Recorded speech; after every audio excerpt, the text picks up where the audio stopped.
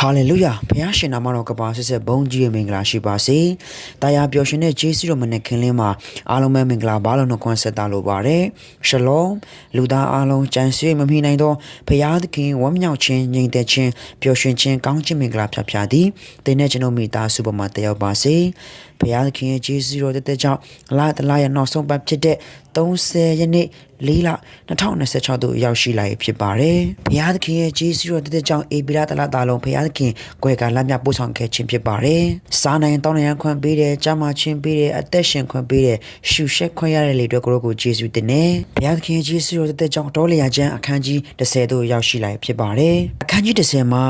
ငွေတဘိုးနှစ်ခုကိုသုံးပြီးလူစုရတဲ့အကြောင်းနဲ့ဣတီလာလူမျိုးတွေတိနာတော်ကနေစတင်ထွက်ခွာတဲ့အင်မတန်အရေးကြီးတဲ့အလှည့်အပြောင်းတွေကိုပါဝင်ဖော်ပြထားခြင်းဖြစ်ပါတယ်။အတူတကွဆင်ခြင်းခွာယူဖို့ရန်အတွက်နံပါတ်1ငွေတဘိုးနဲ့ဖျားသခင်အချက်ပေးတဲ့ဒေါ်လျာကျန်အခန်းကြီး30အငယ်နှင့်တင်ဒီပရိသတ်စည်းဝေးစီခြင်းက၎င်းတတ်တို့ကိုချီစီခြင်းက၎င်းမှုရသောငွေတဘိုးနှလုံးကိုတစ်လုံးလင်ငွေတစ်လုံးစီဖြင့်မဆက်ပဲလောရမည်တဘိုးမှုသောအခါပရိသတ်အပေါင်းတို့သည်ပရိသတ်စည်းဝေးရာတဲတော်ရှိတင်းထန်၌စည်းဝေးရကြမည်ဖျားသခင်ကမောရှေကိုငွေတဘိုးနှစ်ခုလောက်ခိုင်းပါတယ်တဘိုးမှုတန်ကွဲပြားမှုအလိုက်လူစုရမလားစစ်တရမလားဒါမှမဟုတ်ခရီးဆက်ရမလားဆိုတာကိုဆုံးဖြတ်ပေးရတာဖြစ်ပါတယ်။ယုံကြည်သူမိသားစုများတင်းနဲ့ကျွန်တော်ရဲ့အသက်တာမှာလည်းဝိညာဉ်ရေးရာမှာတဘိုးတန်ကိုနားဆွဖို့လိုပါတယ်။ဘုရားသခင်က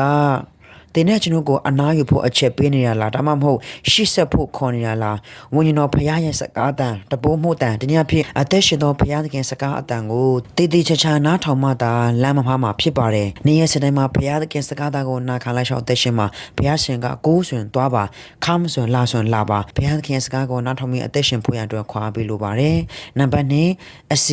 စဉ်တကြခရီးစတင်ခြင်းဒုလျာကျမ်းအခန်းကြီး30အငယ်7မှ73ဒုတိယနှစ်ဒုတိယလအရက်20မြောက်သောနေ့၌မိုးတိမ်သည်တက်တည်ခန့်ချက်တဲတော်မှကွာမြောက်သည်ဖြစ်၍ဤတီလာမျိုးသားတို့သည်တိနာတော်မှခရီးသွားကြ၏နောက်တစ်ဖန်မိုးတိမ်သည်ပါရန်တော်၌တည်နေ၏ထို့သောထာဝရဘုရားသည်မောရှေဖြစ်မိတ်တော်မူသည့်အတိုင်းပထမခရီးသွားခြင်းကိုပြုကြ၏တိနာတောင်ချေမှာတစ်နှစ်နီးပါးနေပြီးတဲ့နောက်မိုးတိမ်တိုင်တက်လာတဲ့အခါမှာသူတို့ဟာစရင်တကြားစတင်ထွက်ခွာကြောင်းတွေ့ရှိရဖြစ်ပါတယ်။ယူဒတပ်ကအရင်ဆုံးထွက်ပြီးဂျာနက်တပ်တွေကအစီအစဉ်အတိုင်းလိုက်ရတာဖြစ်ပါတယ်။ယုံကြည်သူမိသားစုများဘုရားသခင်ကတင့်ကိုနေရာတနေရာမှာထာဝရထားမှာမဟုတ်ပါဘူး။တင်ကိုယ်တိုင်တင်ယူရမယ့်အချိန်တိနာတောင်ချေအချိန်ပြီးသွားပြီဆိုရင်ဘုရားသခင်ကတင့်ကိုခရီးအသစ်တစ်ခုစီခေါ်ဆောင်မှာဖြစ်ပါတယ်။ဒီနေရာဒီတော့ဒီခြံထဲမှာပဲတင့်ကိုတလုံးထားမှာမဟုတ်ဘူး။ဆာလန်ရှာကပြောတယ်ဒါဝိဒ်ကပြောတယ်ငါ့ကိုတိုးခြံထဲကနှုတ်ယူတဲ့ဘုရားတဲ့တိုးခြံထဲကနေနှုတ်ယူပြီးတော့ဘယင်းနေရာကိုထားတယ်ဆိုတော့ပြောချင်တာကဒီနေ့ကျွန်တော်ဘုရားကိုလည်းဒီနေရာဖြစ်နေမှာမထားပါဘူးဒီနေ့ဘုရားသခင်ကတင့်အတွက်အကောင်ဆုံးကြံစည်ထားတယ်ကျွန်တော်တို့အကောင်ဆုံးကြံစည်ထားတယ်ဆိုတာယုံကြည်စိတ်ချပါဘုရားကတိတော်ကိုယုံကြည်ဆွဲလန်းမှာရှာငယ်လေးတခြင်းလေးသွားတည်ရတယ်မစိုးရိမ်တော့ဘူးဘယ်ရာကိုမှ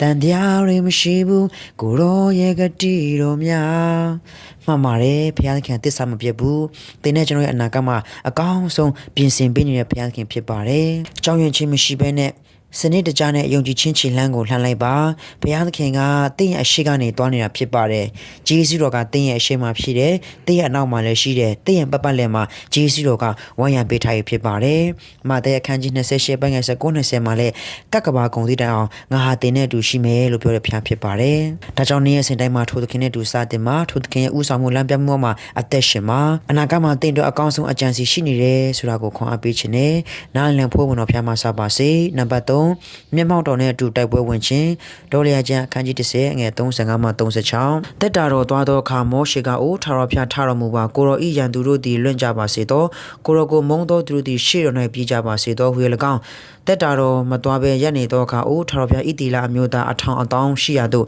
ပြန်လာတော်မူပါဟူ၍၎င်းရှောက်ဆိုလေရှိပရိညင်တက်တာတော်ဆိုဒီနေ့အဖြစ်ဘုရားသခင်မျက်မှောက်တော်ဘုရားသခင်အတူပါရှိခြင်းဆိုတော့ရှေ့ကနေထွက်တဲ့အခါတိုင်းမောရှေကဒီဆူတောင်းချက်ကိုရွတ်ဆိုတာဖြစ်တယ်ဘုရားသခင်ထတော် တော်မူရင်ဘုရားသခင်ထမယ်ဆိုရင်ရန်သူတွေပြေးမှာဖြစ်တယ်။မိုးထာတော်ဘုရားထတော်မူပါတဲ့ကိုရိုဤရန်သူတို့ဒီလွတ်ကြပါစေတော့ဘုရားသခင်နိုးထမယ်ဆိုရင်ရန်သူတွေလွတ်မယ်ဆိုတာကဘုရားသခင်အတူပါရှိခြင်းဘုရားသခင်လုံနိုင်နေဆိုရင်ဘုရားသခင်အရာအလုံးတတ်နိုင်တဲ့တိုက်ပွဲထဲမှာအောင်နိုင်ရတဲ့ခွင့်ဘုရားရှင်ပြင်ဆင်ပေးမယ်ဆိုတာမောရှေကအပြည့်အဝယုံကြည်ထားတာဖြစ်ပါတယ်။ယုံကြည်သူမိသားစုများတင်းရဲ့ဘဝခရီးလမ်းခီးစဉ်တိုင်းမှာရန်သူတွေဒုက္ခအခက်အခဲပြဿနာတွေရှိကောင်းရှိလာနိုင်ပါတယ်။ဒါပေမဲ့ဘုရားသခင်မျက်မှောက်တော်ကိုရှေ့မှာထားမယ်ဆိုရင်ဘုရားသခင်ကတင်းအတွက်တိုက်ပေးမှာဖြစ်ပါတယ်။ထမရကြခန်းကြီး14ငယ်14မှာ I will fight for you လို့ပြောပါတယ်။ငါမင့်အတွက်တိုက်ပေးမယ်။အငယ်35မှာမောရှေကအိုးထာဝရဘုရားထားတော်မူပါကိုရောဤရန်သူတို့ကိုလွင့်ကြပါစေတော့လို့ပြောပါတယ်။တင်လဲဒုက္ခခက်ခဲပြနာကြုံရတဲ့အခါမှာဖျားထံမှာဆုတောင်းမှာကိုရောထတော်မူပါနိုးတော်မူပါလို့ဆုတောင်းမှာဘုရားသခင်ဥဆောင်ခိုင်းမှာတင်ဟာတင်ရဲ့နောက်မှာဘုရားသခင်ဥဆောင်ခိုင်းမှာထိုသခင်နောက်ကိုတင်ဟာယုံကြည်ကြည်နဲ့လိုက်ရုံပဲအောင်ပွဲကတင်လက်ထဲမှာရှိနေပါပြီ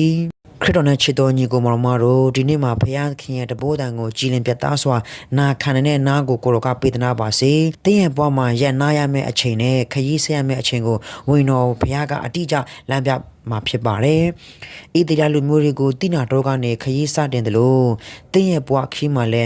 အတိတော်လန်ခီတွေကိုယုံကြည်ခြင်းနဲ့စတင်မှာထိုသခင်အတင်နဲ့အတူရှိတယ်။မောရှေဆုတောင်းတယ်လို့တင်းရဲ့ရှေ့မှာဘုရားသခင်ထားတော်မူသည်ဖြင့်